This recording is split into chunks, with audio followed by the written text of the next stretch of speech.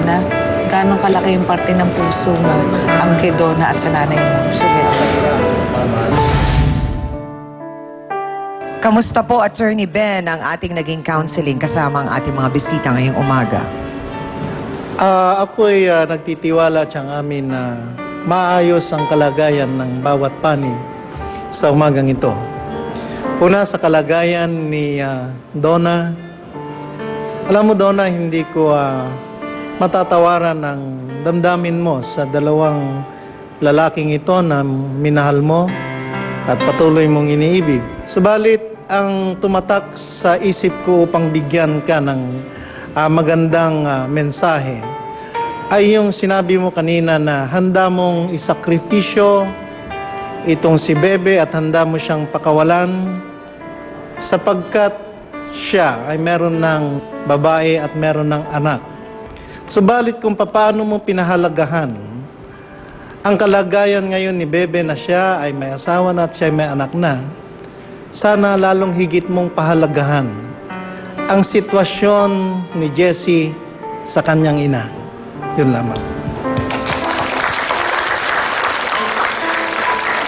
Nung tinanong ko po dito si Jess, tinanong ko ano ba ang nasa loob ng puso mo? Sino ba talaga ang pipiliin mo dahil hindi ka sumagot?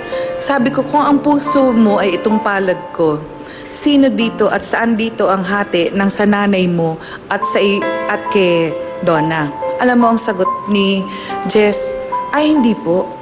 Ang nanay ko po ang aking nasa puso.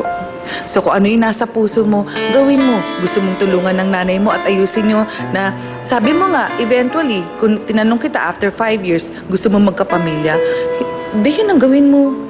Yun yung dapat.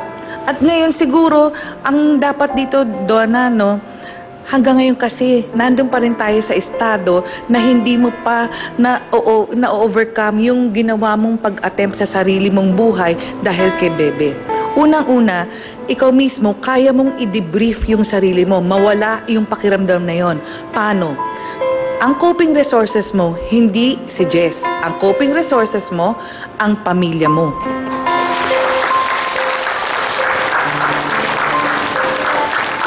Doon na naging bayani para sa iyo si Jess dahil sinagip ka sa naghihingalo mong pag-ibig.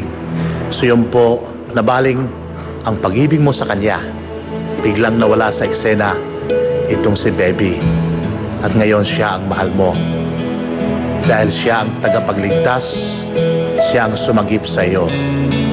Ang hindi mo lang nakikita, mayroon isa ring tagapagligtas. Isang nagnanais na sagipin ang kanyang anak mula sa kinasasadlakang pag-ibig. Ano ang mas matimbang, ang pagmamahal ng isang ina sa anak, ang pagmamahal mo kay Jessie? So kaya mong pagparayak ang ganitong pag-ibig. Yan po, mga kapatid, ang nais natin mangyari dito, na kayo'y magabayan ng ating Panginoon at matuntun nyo ang tamang destiny ng iyong buhay. Salamat.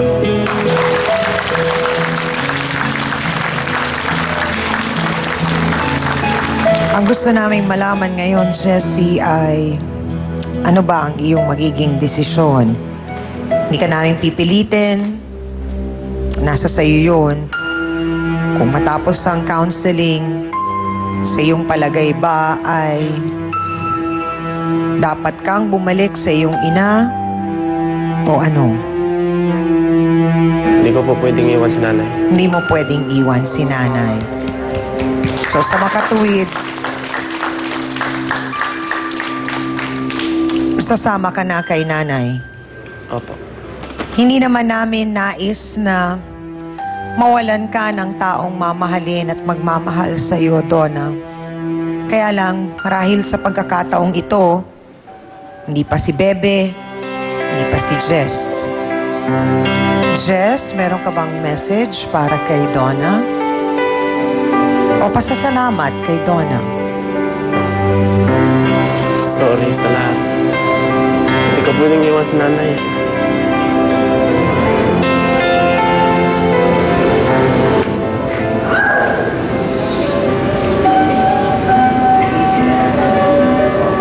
Pasensya ka na, Donna.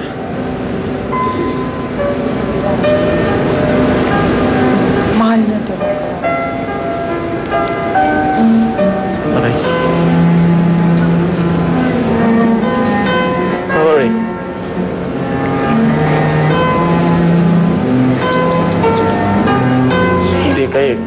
Hindi kasi kayo pwedeng pagsabayan.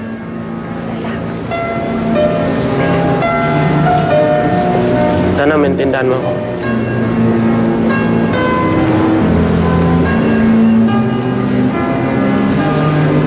Salamat sa lahat.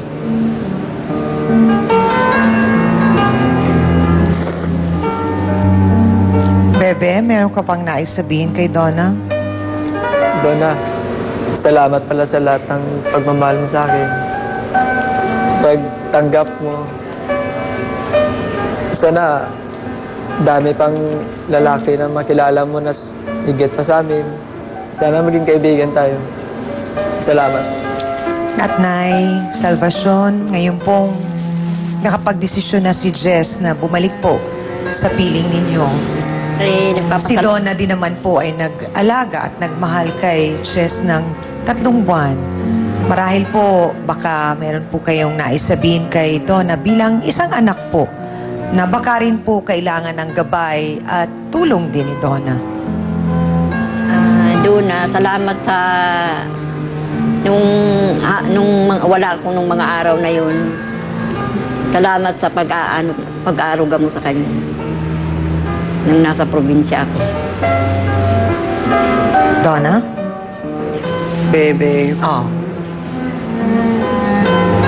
ayusin niyo lang yung buhay niyo. Nay, pasensya rin. Nasa akin na yung anak ko. Alam ko, Nay. Tatalian ko na yan. Magtatali kami dalawa. Okay lang. Marami naman lalaki dyan. Sana ang dalangin namin ay hindi yung pagpapakamatay ang solusyon sa bawat problema nating lahat. Kasi sana yun ang naunawaan mo. Kasi ayaw namin na gawin mo yun sa sarili mo. Kasi maraming nagmamahal sa'yo. Nandiyan ang kapatid mo at mga pamilya mo para sa'yo.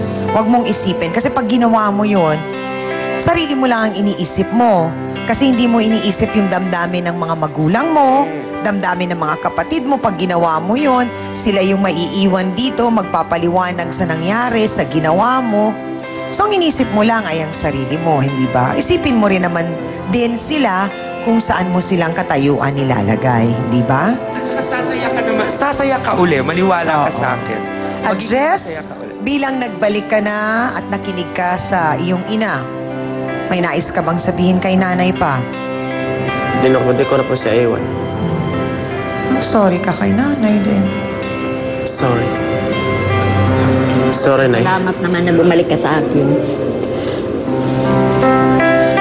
Mabait din naman palang anak si Jess. At kahit naman si Bebe, nakikita namin na mabubuti kayong tao. So, alam namin din na magiging maganda at maayos pa ang buhay nyo. Marahil talaga, merong lang leksyon na kailangan matutunan sa buhay. Kaya nangyari ito. Kaya't maraming salamat dahil meron din kaming natutunan mula sa kwento ng buhay ninyo. Amina na po tayo mga kapatid. Maraming importanteng aral na naman tayong natutunan. Sadyang napakahirap pong talunin ang sigaw ng puso dahil minsan, kapag ito na ang umiral, marami sa atin ang nabubulagan at walang magawa kundi sundin ang tinitubok nito. Pero meron din tayong utak para magamit nang tayo po ay makapag-isip.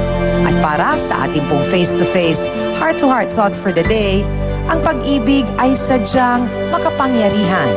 Subalit minsan, may mga pag-ibig na sa simula pa lang ay dapat nang wakasan.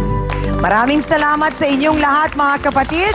Salamat din sa aking co-host na si Hans Mortel. Sa Dance Squad, sa'yo B1 at B2. Sa ating pong mahal na trio, Tagapayo, ang ating pong mga sausawero at sausawera sa Broadway Studio. Abay, kung gusto po ninyong makisausawan sa amin dito, mag-iwan lang kayo ng message sa aming Facebook account. At salamat din, syempre pa, sa ating mga bisitang nagbahagi po ng kanilang kwento ng buhay. At thank you very much din sa lahat ng mga sausawero natin worldwide, yung mga nakilala ko po sa Macau at sa Hong Kong. Lahat po kayo, mga bagong bayani. Saludo po kami sa inyo. Maraming salamat po. Ako pa rin po, ang inyong pambansang kapitana, ang inyong Siyang Ami, na hindi po magsasawang magpaalala sa inyo na ang problema pwede mong tawanan, pero hindi mo yan dapat talikuran. Kaya kung may problema ka, harapin mo, pag-usapan natin yan. Para po sa inyo to, mga kapatid. Ngayong Lunes, Sino po ba ang mas matimbang sa puso ninyo? Ang inyo pong anak o si Olive? sino ang mananaig? Ang sugarol at sadistang madrasta? Pag-akyat na dala yung rinula, isinuklog po sa kanya. Nagsisilos na siya sa bata dahil naagaw yung pagmamahal. Inudnud ako ni Nanay Olive sa lababo. Nagdilim ang paningin ko, kinuha ko yung kahoy, sinundot ko sa kanya. Kaya nasunog yung dibdib niya. Pati ang perang dapat para kay Emily, kinukuha po ninyo. Pag natalo ako, kinukuha ko. O ang anak na matagal nang nawalay sa ama? Hindi niyo ba nakikita itong paso na ito? Nagpalipin po ako sa inyo. Ayoko kasi malayo pa sa tatay ko eh. Hanggat kaya ko nagtiis po ako. Mabubuo pa ba ang pamilyang nabalot ng inggit at karahasan? Mangingi ako ng tawad basta-basta, ma'am. Baka dumating ang araw at mapagod po ang inyong anak na si Emily. Face to Face, ngayong Lunes, 10:30 a.m. Dito lang sa TV5.